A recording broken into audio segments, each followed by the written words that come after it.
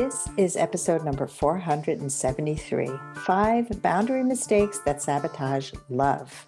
Hi, everybody, it's Sandy Weiner, and welcome back to Last First Date Radio, where we believe it is never too late to have the love and life you want. Today's episode is a little bit different. It's part of the How to Actually Feel Worthy in Love podcast tour.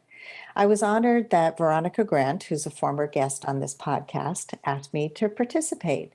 Every single day from October 4th through the 19th, the tour is going to feature an episode from a variety of fantastic podcasts, like The Dating Den with Marty Batista and Ken Page's Deeper Dating podcast.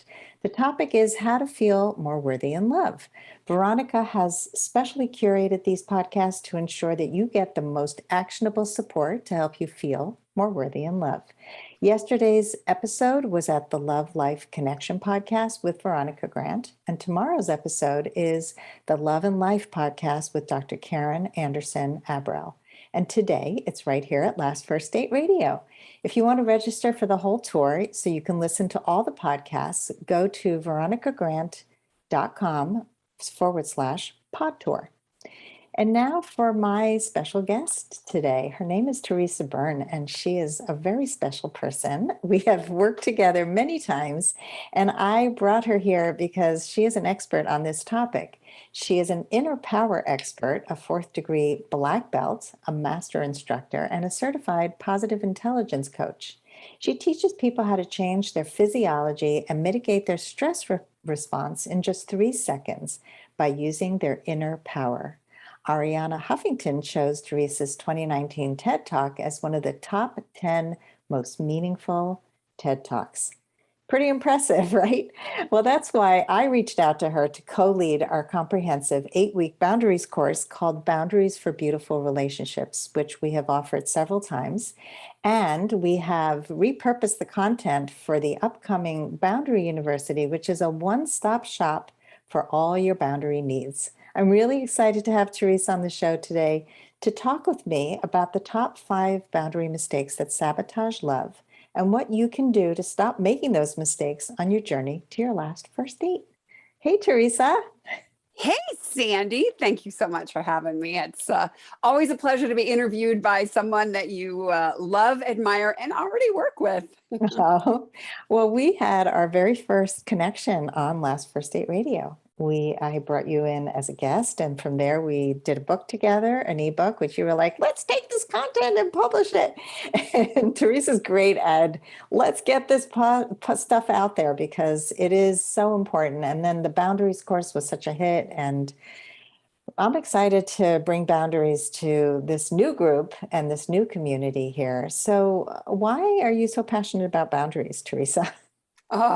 Okay, so I often say boundaries are everything, and not just because I have seen the value of them. You have seen the value of them in our lives, but in all the lives of the people that we work with. For example, I am a master instructor. I'm a self-defense coach, and I work with people when they are in actual physical danger. And what keeps them safe? Boundaries. And it's the same thing that keeps us safe in relationships, at work, and any kind of interaction with human beings. It's all about the boundaries.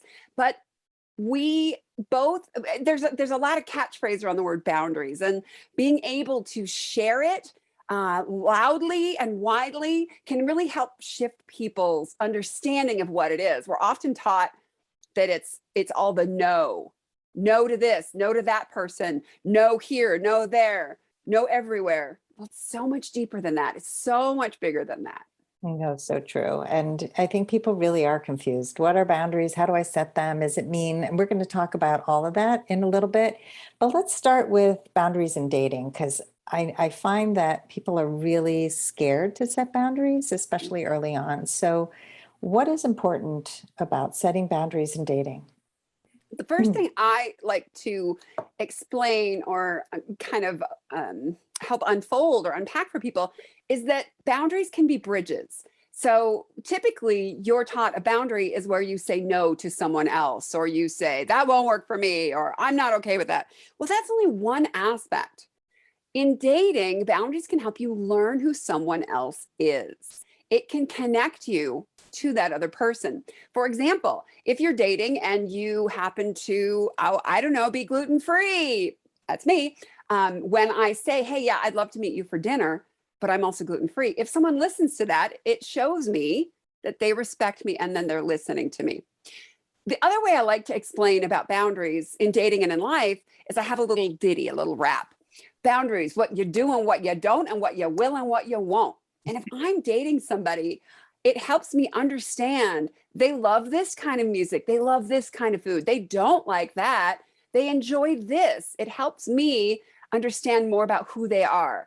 And I don't mean like create the edges in an edgy, hard way, but like create your understanding of somebody. A boundary is like around a map. So you know that you're in a different country or you know where you are. And boundaries help us understand where we are with each other.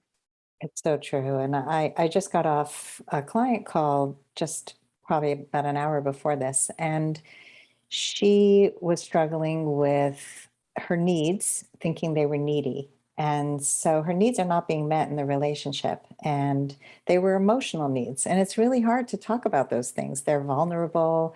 And especially if you're in a dating situation, that's where we feel the most vulnerable. So what I was speaking to her about is if you don't say what you need, he'll never be able to meet those needs because he'll think you're happy. He'll think that everything's fine. Everything is going along fine. Fine is one of my least favorite words. So when people know they need to set a boundary, just like with this woman, what usually happens? Well, think about it this way. No one likes conflict. Well, most of us don't like conflict. And if you do, there's a whole other course for you on that. But um, when we think about asking for what we want or what we need, and they can be two different things. When we think about asking, it puts us in a vulnerable position and it creates potential conflict. What do our bodies do in conflict? We get adrenalized, fight, flight, and freeze. And it's not always what you think it is. It might be withholding or shutting down or running away. And so in that moment, your body gets positioned for survival along with your brain. You fumble. You don't know what to say. Your words don't come out fluid because you're in a different part of your brain that's all about survival.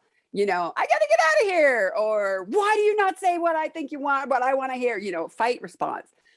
We wait too long and we miss the opportunity. And then we'll suppress it and hold it down. So let's say you need to set a boundary. This is a sign, an internal sign for you, not for the world, not for anyone else. This is a sign for you to be able to ask for what you want. And if you suppress it, it will not go well. It won't come out pretty, but you might explode in anger, or you might get overwhelmed. You might not feel seen or heard or respected. And part of freezing or fleeing is that we shut down. We end up avoiding talking, speaking up, asking for what we want, and then we reserve the right to get mad if we don't get it. So when we usually need to set a boundary, we don't, because we're not sure what to do. So we kind of let it go. And it comes right back up. And it ain't pretty. No, I think I heard an analogy once, and I think it was about this kind of thing, but it's like if you take a beach ball and you try to push it down in a pool and it won't go down, but like if you let the air out, it'll go down. So you've got to, having that beach ball and always trying to push it down, it's going to pop back up. But when you let the air out and you actually speak up, it changes everything. And what it may show you is that that person doesn't respect your boundaries, and that's good news too. So, people are so afraid, what will happen if I set a boundary? But boundaries protect us. We have to know what we're protecting first. Like you said, it's like we have to know what our values are, what are we keeping safe in here, because we're going to feel something. But not setting boundaries actually has a cost. What are some of those things that it costs us, Teresa? I love this question. And I want you to think of it, I want everyone in the world to think of it this way. Boundaries protect your safety, your sanity, and your sacredness. So even if it's just your time and your wants, boundaries will cost us time, energy, money, headspace, sanity, any of the things, sleep, which is also time. It costs us physical health. It costs us upset stomach or spinning, thinking, overanalyzing, analysis paralysis. But let's start with the sanity. So let's say you have friends or people in your life that are full of drama or gossip, and they pull you in, or you've got complainers or people stuck in a victim kind of thinking where they're blamers, complainers or blamers. Well, that can just drive you downright batty. Every time you talk to a person, they just complain. You go on a date with a guy and he tells you all about his psycho ex-wife or the women he's dated. And I always say, yeah, if everyone you've dated is a psycho, like put yourself in that list, because eventually that storyline is going to be completed that way. But setting a boundary can help you stop the drama. It can also, say you're on a date and somebody's bringing up a lot about their ex. You can say, wow, it sounds like that was a difficult relationship. I'd like to hear more about where you are now. That was a soft boundary, but it was pretty much like, stop that train. I don't want to hear about the crazy train anymore. Time. How many of us lose time because we're spending a lot of time with the wrong people? You date somebody who's nice, but there's not a connection, or you're not sure if they fulfill your needs or they listen to you, and you just continue staying in that relationship, or even a work relationship or work situation. You'll kind of put up with something if you don't set boundaries. And what does that cost you? It costs you energy. It costs you your aliveness, your ability to feel good and move forward and grow. And if you could set a boundary or speak up earlier on, it wouldn't cost you. The other one is money. What if not setting boundaries actually costs you money? Imagine that. Imagine that you lend money to people who don't return it, or you go on dates and you don't want to appear a certain way, so you buy all the dinners, you pay for all of the coffees. I got this on myself. This is also another way that we can spend money, and we don't think about it. And by being able to speak up in a way that is compassionate or kind, even to yourself, it really saves you that whole sanity and time and money and effort and energy. And it's really all we have, right? Our most valuable resource is our energy. And if you're drained, you're not going to be you're not going to be living your best life. I love that saying. Are you living your best life? If you're not setting boundaries, you're not living your best life. No, you're living somebody else's life, actually. Oh, get out of my head with the people telling me what life I should live. Yes. Right. And I mean, all of these are such great points. I think that the money thing, as you were saying that about, yeah, I'll pay for all the dates. So many women will say, let's split the bill, and then be pissed off. If you don't like splitting the bill, and it's important for you to, for some reason, maybe you want somebody who makes you feel protected or cared for, and that's one way that he can show it to you, then say it in that way, and it's not saying, I expect all men to pay for me. We have to be careful about what we're protecting. We had a woman recently who said, I need a man who has a job. And I said, oh, that's one of your must-haves. So what if you meet a man who's retired and he's got a lot of money? You might miss him because you're trying to protect this thing about a man having a job, because once you had to protect a man and provide for him. So that's the core issue. You don't want to provide for a man. You want a man who could stand on his own. There's a big difference between that and the job. So actually this ties into my next question, which are the 5 boundary mistakes that sabotage love. And we're going to kind of take turns here talking about these. So Teresa, you want to just give the overview, and then we can take turns describing each one. Yes. 1, not knowing your value. 2, not standing up for whatever's important to you. 3, not paying attention to those early warning signs. Red flags. 4, not knowing your personal boundary imprint. And 5, not following through on setting those boundaries. Yeah, so let's go into those. Mistake number 1, not knowing your value. So what that looks like is you're not clear about your basic human rights to be valued, cherished, respected.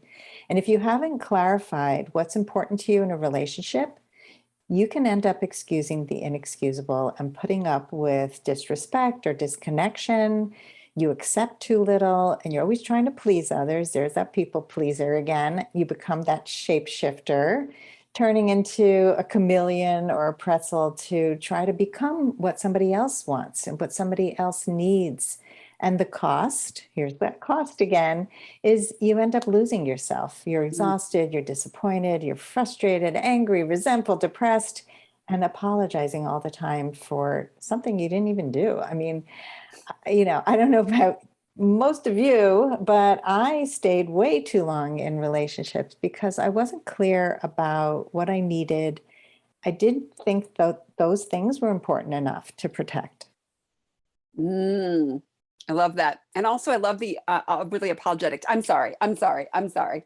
In our Boundary University, we talk a lot more about when it's appropriate to say I'm sorry, and it's not all the time. No. Mistake number 2 is not standing up for what matters to you, especially early on in dating. Let's say you want to be the cool girl, you want to be the chill one, you want to be I don't like the word nice because it connotates manipulation, but maybe you want to be the nice, you want to be seen as nice. So you don't say anything when something bothers you. They tell an off-color joke. They say something inappropriate.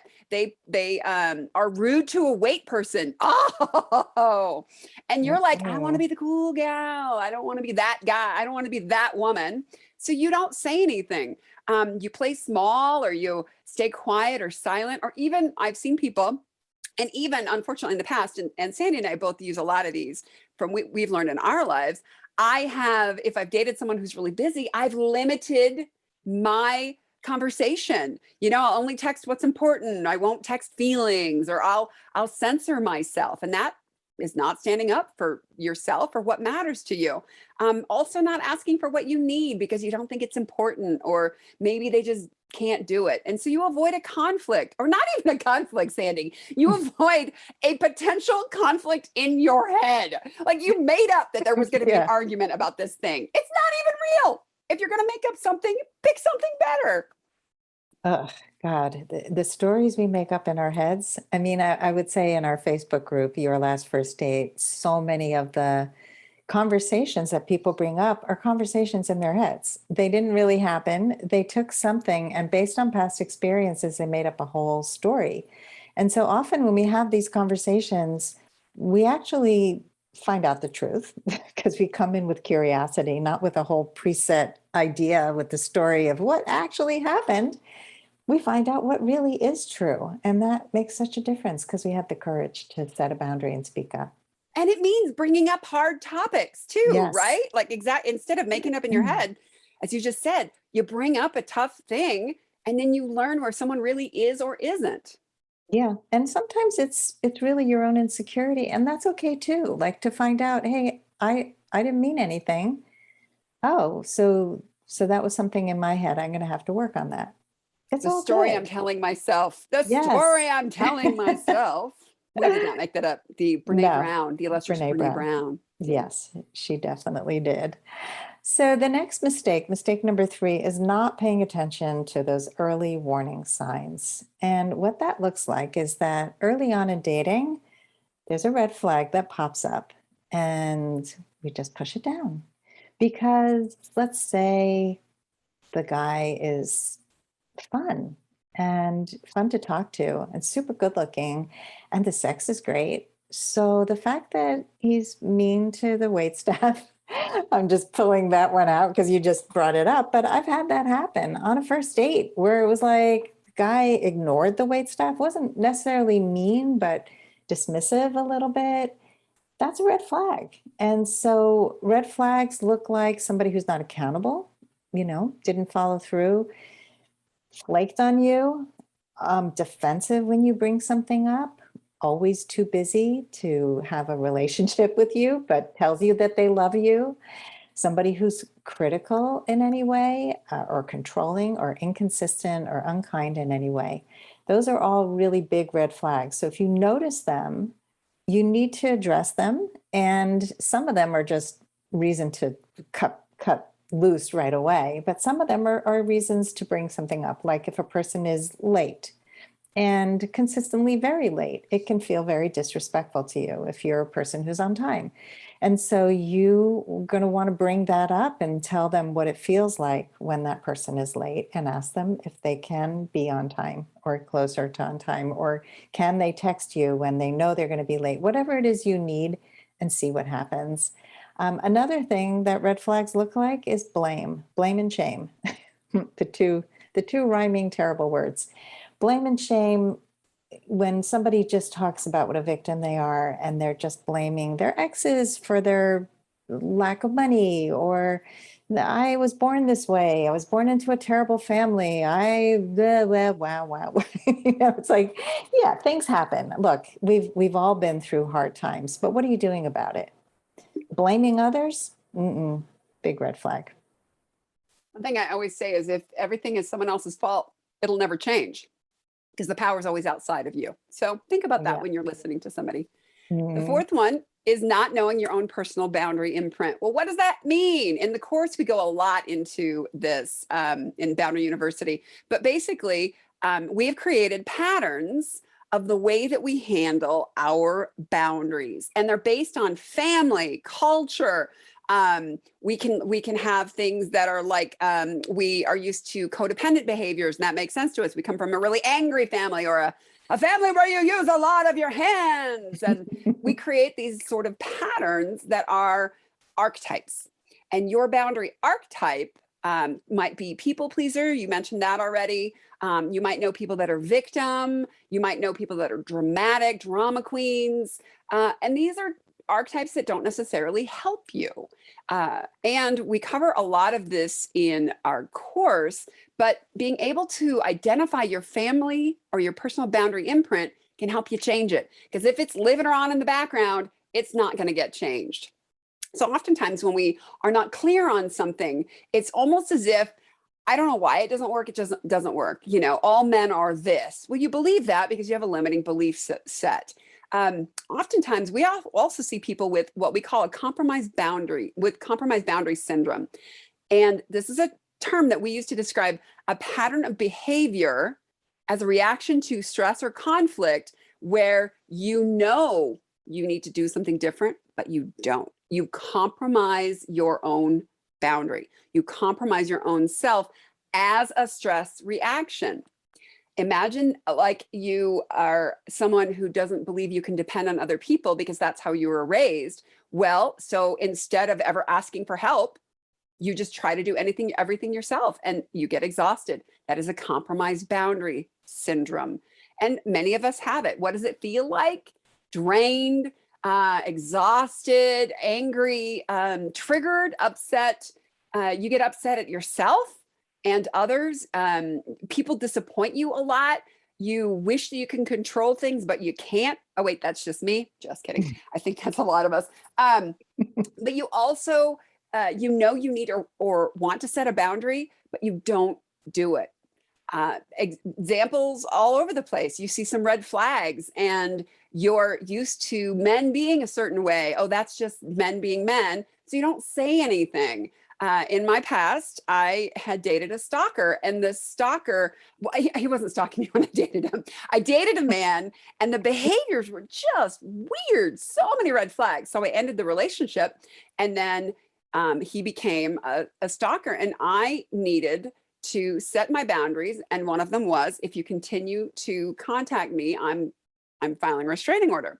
Now, that flew in the face of how I was raised, which is you turn the other cheek, you're always kind, you must help other people, you are there on the planet to help guide and teach others. But no, I am not on the planet for the guy that's calling me 50 times a day and starts at 2 a.m. or 5 a.m. No to that. And realistically, even if you grew up in a family where there was toxicity or harm or emotional or physical or mental abuse, there is no excuse for abuse now. You are sovereign and you have the ability to say no and stop. This isn't for me. These skills can all be taught, no matter where you come from. I so agree with that. And most of us don't come from families where everybody spoke up clearly and kindly and set boundaries. I mean, boundaries were one of the biggest life lessons I needed to learn because of how I grew up and because of who I married. And because of some of my children, boundaries were stepped on over and over and over. And I was feeling all those things: exhausted, depleted, angry, reactive. And I kept saying, okay, boundaries. Thank you, universe, for sending me this message. Once again, I need to set clearer boundaries.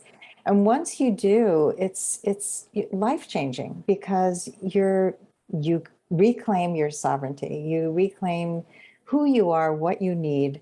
And so let's get to mistake number 5, which is the not following through on your boundary. What happens is once we start setting boundaries, we often we get that clarity. I need to set a boundary, like I had. Okay, boundaries, boundaries. But then they kept slipping because I wasn't following through. I didn't know how. So somebody's going to ignore your boundary after you set it, even though they said that they respect it. Somebody's going to push back and you don't know what to do. So you get exhausted, you get run down. And this happens a lot in abusive relationships where, I spoke up and I said, you can't treat me that way, but he continued to do that. And I continued to stay. And I'm not blaming or shaming. We don't know what to do. That's why we're talking about this, because it has to be spoken about. How do we follow through on boundaries? So let's say we set a boundary about the time that a guy can call you until. This comes up a lot in dating, where somebody will get a call at 11 o'clock at night for the first call. And it's like, wait, what? Oh, why is somebody calling me at 11 o'clock at night or texting you super late? And he keeps calling you later and later, and you answer the phone, but you're pissed off. This happened just last night. I was talking to someone who had this issue at work. Somebody's texting her on her time off, her supervisor, and she thinks it's urgent, so she picks up, and then she ruins her whole weekend. So she needs to set that boundary so that the person can only text her if it's an emergency, and somehow communicate that so she knows, if you're texting me and it's not an emergency, I'm not going to answer that. And so following through on a boundary with how late a person can call you, and I know Teresa does this, is to, first of all, tell a person, I only pick up calls until a certain time. You can call me until 9, otherwise I'm putting my phone down. You can put your phone on do not disturb. I do that every single night. I had clients who used to get so angry that a man would wake them up. My daughter would get angry when her father would call her too early in the morning. I'm like, why is your phone not set to do not disturb? You're not setting the boundary. So we can protect what we can, but we can also say to someone, can you please call me only until this time? And I would love to talk to you, but I can't get on a call past 9 o'clock. It's just too late for me. And then we see how somebody is. And if somebody keeps pushing a boundary, we have choices to make. So we really teach how to script these things in course number 6 in Boundary University, because often we don't have the words. We just draw a blank, or we feel it's mean. We feel it's a wall we're putting up. This episode is brought to you by Stello Mints. As a dating and relationship coach, I see how anxiety and stress can sometimes sabotage people's success in their romantic lives. If you have been feeling more anxious lately, that's exactly what Stello Mints were made for. Powered by CBD, Stello Mints are a fast and simple way to feel more calm and clear-minded throughout your day, and especially before a date with someone you like. They come in 3 bold flavors: peppermint, lemon, and matcha. I got the lemon and they are delicious. And now for a limited time, you can get a free sample of Stello Mints. Just go to stellomints.com and use the code LASTFIRSTDATE, all one word, and your order is going to be converted to a free sample. That's Stello, STELLO, Mints. Coupon code LASTFIRSTDATE, all one word, for a free sample. And now back to the podcast. If not setting boundaries is part of what's driving you nuts, then you need to learn how to do it. And we cover that in Boundary University in several of the different courses. And so we talked about 5 different ways that don't work, but what about the opposite? what are 5 ways that do work? And we go into a lot more depth at Boundary University, but think about it like preemptive boundary setting. You kind of set it and forget it. You set it ahead of time. And like Sandy was talking about the time thing, I shut down electronics at 9 o'clock. And if someone is texting me after that, I will not get it until the morning. Or if they're calling, I won't get it. My phone's on airplane, or it's in another room charging. And I don't have to worry about it. I don't have to think about it. Imagine being able to say, this is who I am, and this is how things work best for me ahead of time. Instead of, oh my, what do I do with this guy? What do I do with that guy? What do I do with this guy? Do I want to kiss on the first date? Do I want this? Do I want that? Am I a hugger on the first day? Who am I? And instead of it driving you crazy, imagine that you can create it for yourself. And by doing that, we help you learn what works and what doesn't work. And we can look at your past history to figure out what works for you, what doesn't work for you. And then you can develop a life full of the things that work for you. You can adjust your expectations for yourself and others versus the idea that you're going to hope, pray, or want somebody to be different or yourself. Imagine using all of this old information, this past experience to help guide you forward into the life that you want, living your best life. So what do solid boundaries look like? Well, first, standing up, knowing your value. Second, standing up for what's important to you. Third, paying attention to all warning signs, early, middle, and late. Fourth, knowing your boundary imprint. How did you grow up? What's your archetype? And 5, following through on your boundaries using agreements with yourself and others. It frees you. You know, this whole podcast tour is about feeling worthy in love. To know your worth and love, you have to first know your own worth. And that's why step number 1 is to know your value, because you can't protect your worth if you don't know what it is and you don't know how you want to be. So setting boundaries in dating really helps you to date with less stress and more ease. It helps you to get the respect you deserve and have more energy, stop absorbing other people's energy and bad behaviors.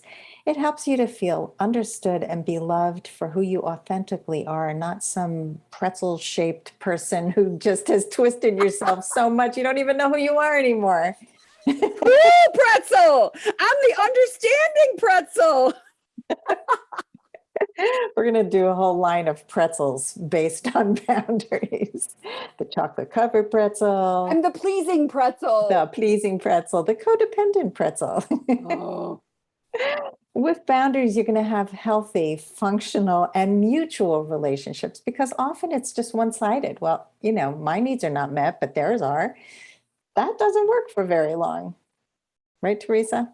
Oh, man. If you have needs and you pretend they don't exist, I mean, it would be like a flower, you're a flower pretending it didn't need, I'm fine. I don't need water. I don't need sunshine. Maybe if you have a little water left over, I'll take some water. No, you need what you need. You want what you want. And that's okay. Yes, own it. Own it. Yeah. So we have given an overview of some of the most common mistakes that we've seen in our practices that sabotage love. And let's be honest, sabotage your sanity and your energy as well. So we have shared some of what's possible to help you set clear boundaries. But this is just a small smidgen of a part. Boundary University is big and full, and it will cover all kinds of things: people pleasing, setting boundaries with difficult people, toxic relationships. Anybody know, have been in toxic relationships, how to heal from that, how to be your authentic and highest self. And if you want to get on the early bird waitlist if you're an early adopter, before boundaryuniversity.com goes live, just go to boundaryuniversity.com and you can enter your email and you will be alerted to when things are open. And as you can see, Teresa and I are so passionate about this topic, and we love to talk about it. We've talked about it at every opportunity.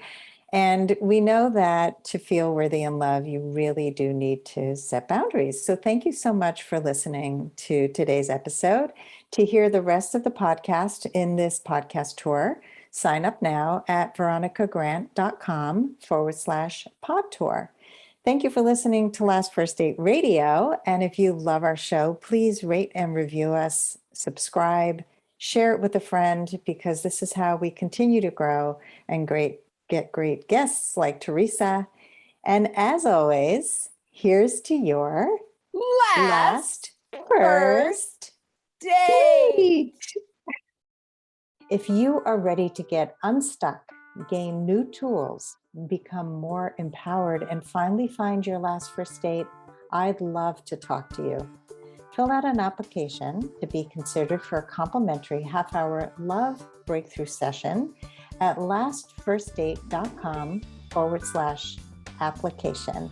That's lastfirstdate.com/application. I look forward to talking to you soon.